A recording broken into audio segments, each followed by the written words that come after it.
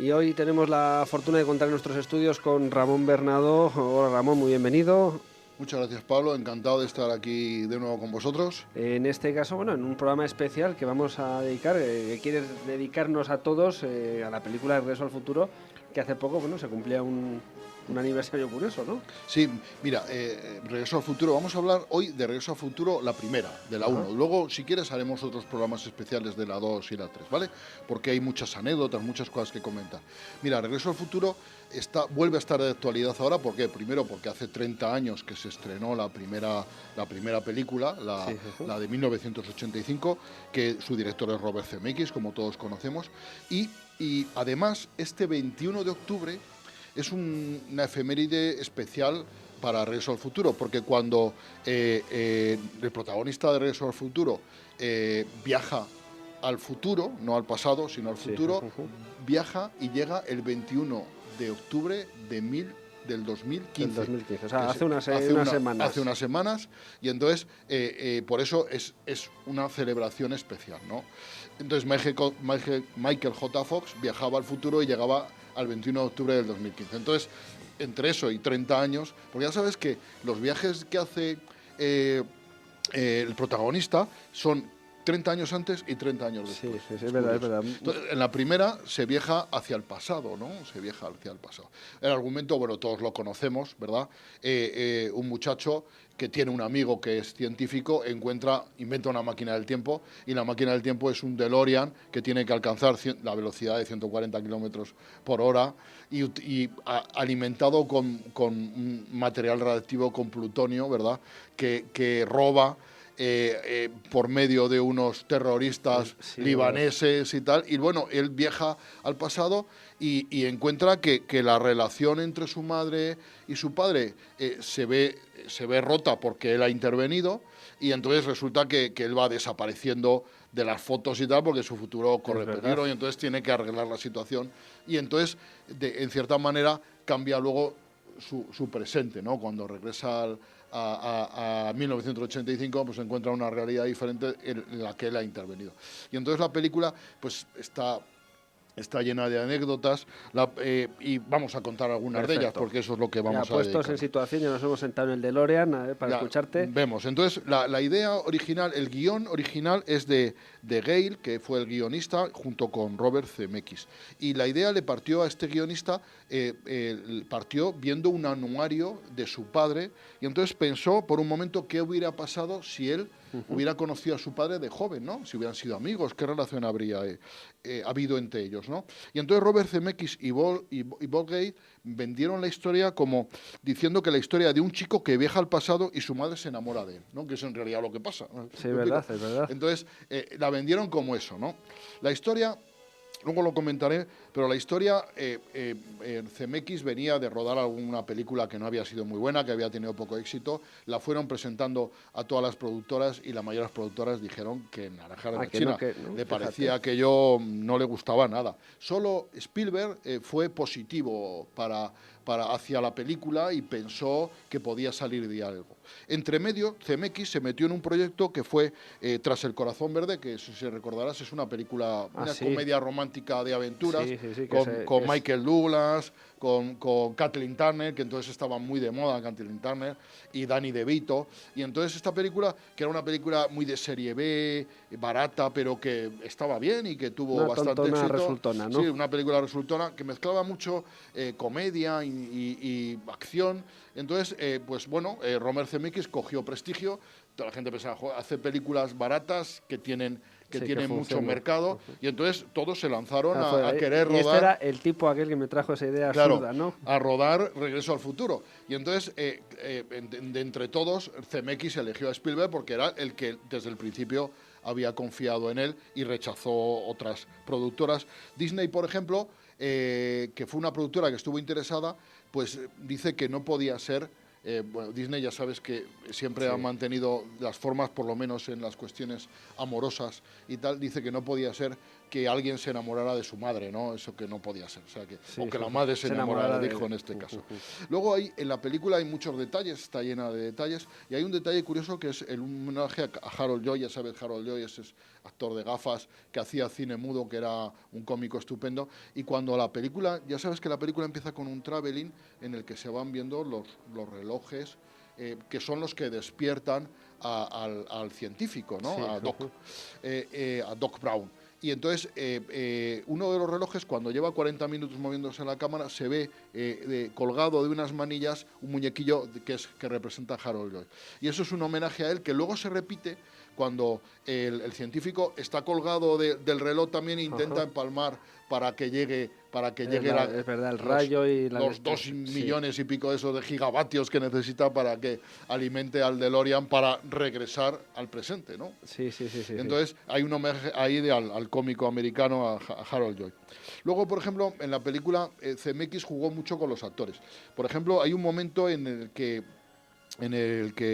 Michael J. Fox, que interpretaba a Martin McFly, pues le coge una botella de licor a su madre, y él pensaba pues que sería agua o té o cualquier cosa, y se echó un trago que no veas, y aquello era licor de verdad.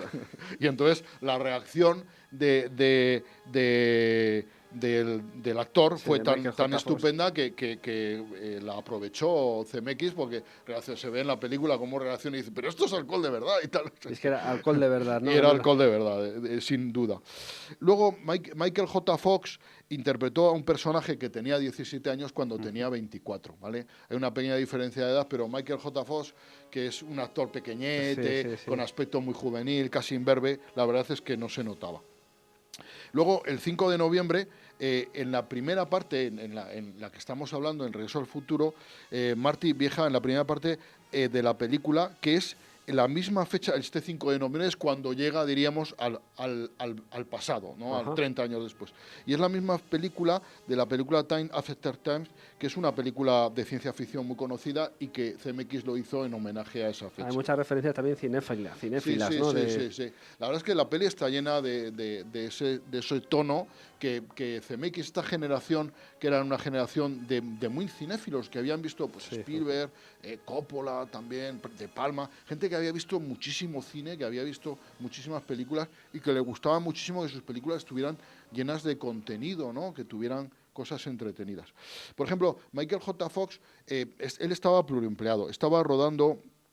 Él fue siempre la primera opción para protagonizar la película, interpretar a Martin McFly. Lo que pasa es que él estaba rodando una serie de televisión que era Enredos de Familia, que era entonces una serie muy conocida, y entonces resultaba muy difícil. Por eso se intentó buscar a otro actor, a un tal Stoll, que hiciera el papel de Martin McFly. Pero Stoll era un actor del método, y entonces le costaba concentrarse mucho tiempo, se metía muchísimo en papel, y Robert Zemeckis no quería ese estilo de actor. Y entonces lo despidió y intentó llegar a un acuerdo con Michael J. Fox. Y entonces Michael J. Fox rodaba por las mañanas y por la tarde la serie Enredos de Familia, y luego por la tarde-noche, al final de la tarde y por la noche, rodaba Regreso al Futuro. Y entonces luego llegaba a casa, dormía 4 horas y se volvía a ir a trabajar. Caray. Entonces estuvo haciéndolo pues durante bastante tiempo, ¿no? Entonces, la verdad es que el método y tardar a llegar Michael J. Fox claro, a rodar y tenemos y cambiar de personaje 20 minutos corriendo para hacerlo. Claro, entonces el rodaje era un poco estrambótico, era de las 6 de la tarde a las 6 de la mañana. Por eso en la película hay muchísimas escenas de noche. Claro, porque era lo que convenía, ¿no?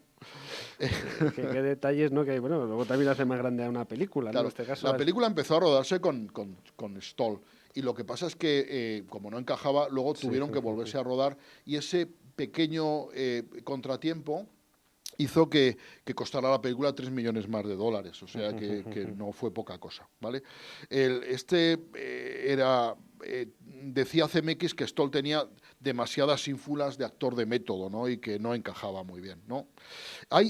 Os pongo en mi blog, si alguien quiere verlo, hay unas escenas en las que aparece Stoll interpretando el papel de Marty McFly, que son unas escenas que me ha costado conseguir porque son difíciles de conseguir, pero son muy curiosas, ¿no? Y cómo cambia el personaje. La verdad es que se parecen bastante. O sea, podemos, ¿vale? eso, Michael J. Fox pues, y podemos entrar en el blog de Hola, soy Ramón para ver se estas pueden imágenes, eso es fenomenal. Luego, la máquina del tiempo, pues el DeLorean, que ahora todo el mundo lo beatifica, ¿no? Pues al principio no pensaron que fuera un coche, pensaron en un frigorífico. Para hacer de máquina del tiempo, ¿no? Lo que pasa es que pensaron que si ponían un frigorífico, muchos niños norteamericanos y del mundo, pues se meterían en un frigorífico y podía haber cierto riesgo. Y por eso pensaron en hacer un DeLorean, ¿no? En un coche especial. Y no querían cualquier coche, querían un coche especial y por eso fue un DeLorean, ¿vale? Luego, además, claro, mezclar neveras con energía nuclear era un poco peligroso. Sí.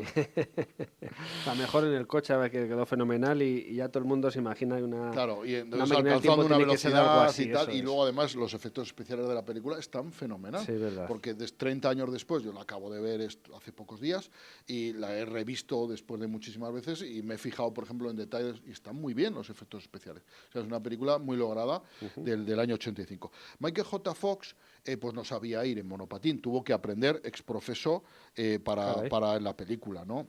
Y se empleó un doble en algunos momentos de riesgo, ¿no? Y como curiosidad, como la segunda parte fue rodada 5 años más tarde, se le había olvidado lo de manejar el monopatín y tuvo que volver a aprender. Claro, es lo que pasa. Pues no lo hacía mal, ¿eh? No, recuerdo. Lo hace muy bien y la verdad es que se desenvuelve bien. Y el monopatín, entonces, además, era un instrumento que no era muy usado, no es como ahora. Ahora el monopatín ya forma parte, diríamos, y entonces era una novedad, ¿no? Hubo una curiosidad que, bueno, pero esto es de la segunda parte, lo contaremos más adelante. En próxima entrega, vale, perfecto. Bueno,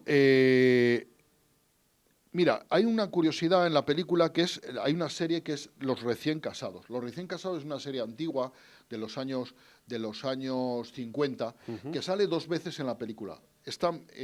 Cuando Marty McFly están con sus padres en el año 85, la están poniendo en televisión y cuando él llega al año 55, la están poniendo en televisión. Y de hecho, él la ve y dice, es una reposición. Dice, pues esto es la primera vez que se pone. Es verdad, esta escena la recuerdo yo, es verdad. Claro, y es una curiosidad, ¿no? Que se puso esa serie, que es una serie mítica que en Estados Unidos, aquí en España yo no la he visto, pero yo creo que no se ha proyectado, pero en Estados Unidos es una serie que tuvo mucho éxito y que se ha ido reponiendo y que ahora actualmente en ciertos canales de estos temáticos de series antiguas se puede seguir viendo. Esto, en España diríamos Curro Jiménez, por ejemplo, cuando se estrenó. Curro Jiménez, ¿no? Es una serie muy nuestra. ¿Cuál serie más teníamos aquí en España? No me acuerdo yo. En aquellos tiempos, no sé, pero un poco después la de esta del pueblo, por ejemplo, también. Crónicas de un pueblo. Es una serie mítica, Crónicas de un pueblo. Sí, yo la veía, claro. Bueno, las zapatillas de velcro. Mira, las zapatillas de velcro de Marty McFly sale en la segunda. Pero te voy a contar la curiosidad porque ya sabes que son unas zapatillas... Perdona, que me estoy equivocando totalmente. Mira, Doc aparece en el año 55 llevando unas zapatillas de velcro. Y eso no existía en el año 55, ¿sabes? Entonces, ¿pero por qué? ¿Por qué se explica que las lleva? Porque cuando Marty McFly se mete en el coche, Doc había dejado previamente una bolsa con varias cosas que recoge el Doc del año 55 y entre ellas estaba unas zapatillas con velcro que no existían en ese año. Vale, por eso las lleva puestas el antiguo. Y se ven, por ejemplo, cuando está subiendo en la torre, se ve que las zapatillas son de velcro, ¿vale? La anécdota que te iba a contar, que corresponde más a la 2, es que ya sabes que Marty McFly, en Regreso al Futuro 2, cuando llega al futuro, hay unas zapatillas que se anudan automáticamente los cordones y tal.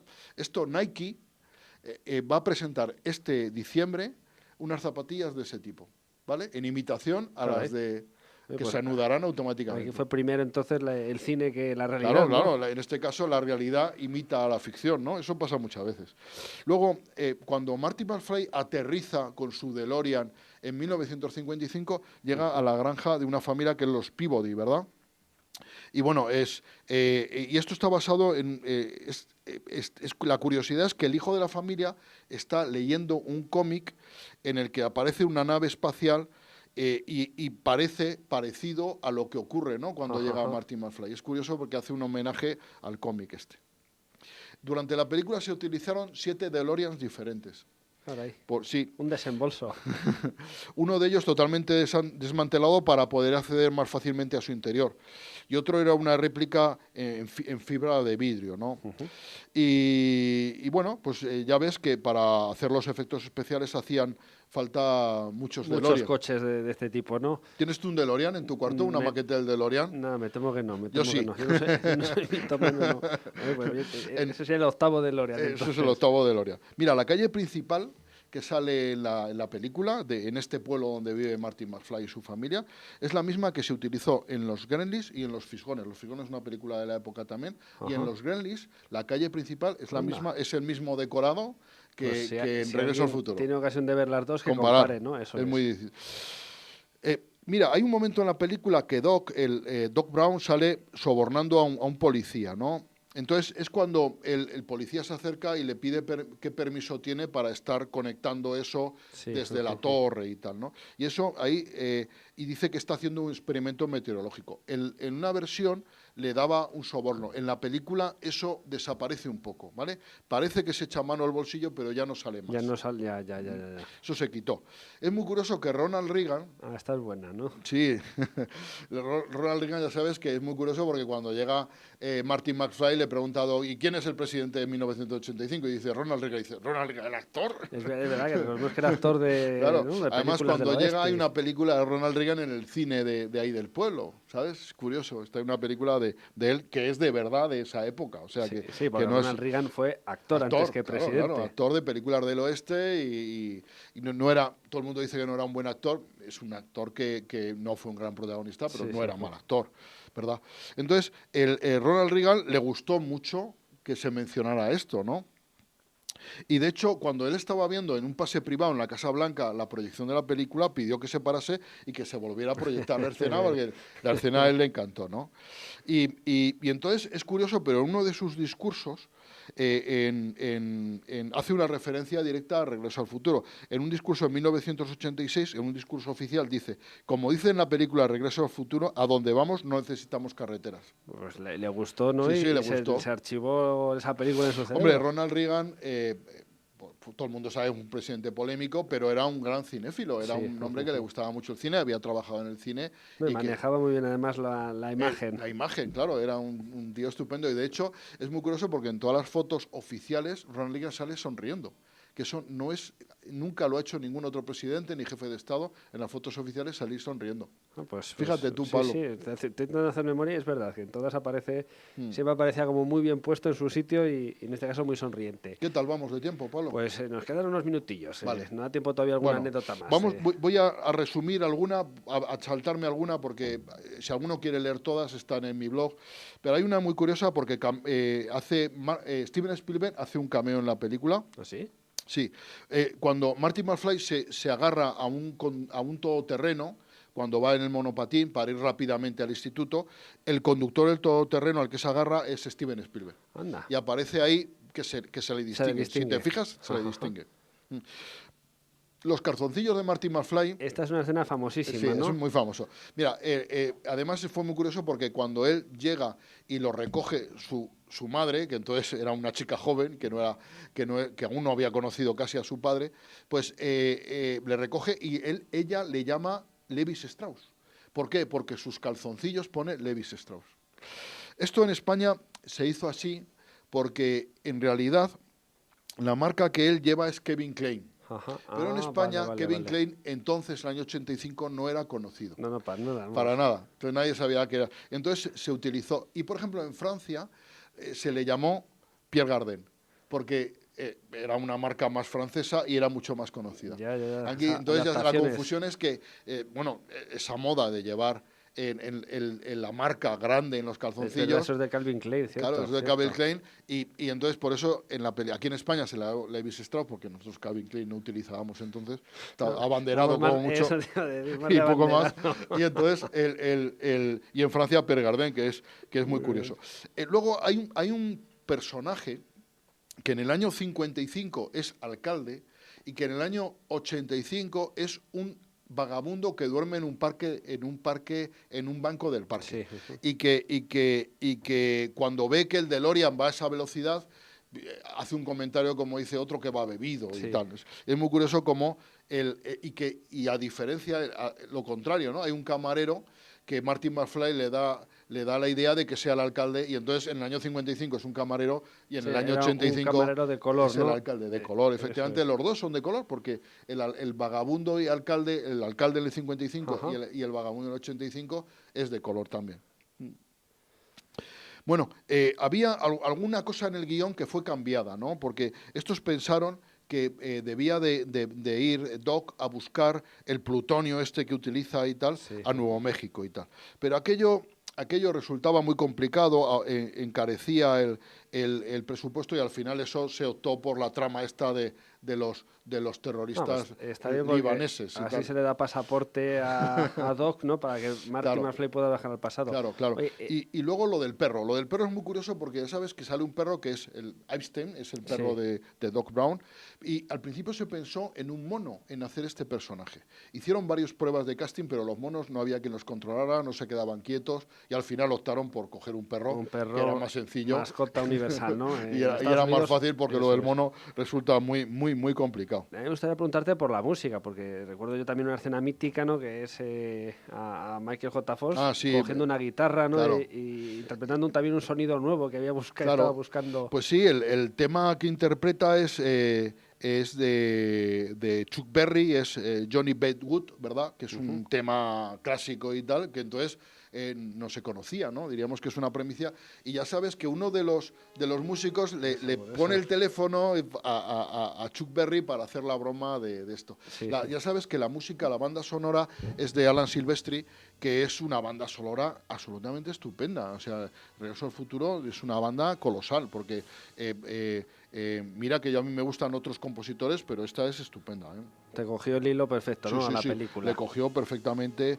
Luego hay muchísimas más anécdotas que ya dejo para leer, si te parece, perfecto, en nuestro sí, blog. porque ya llevamos casi 25 minutos. Bueno, ya nos hemos pasado, Pablo.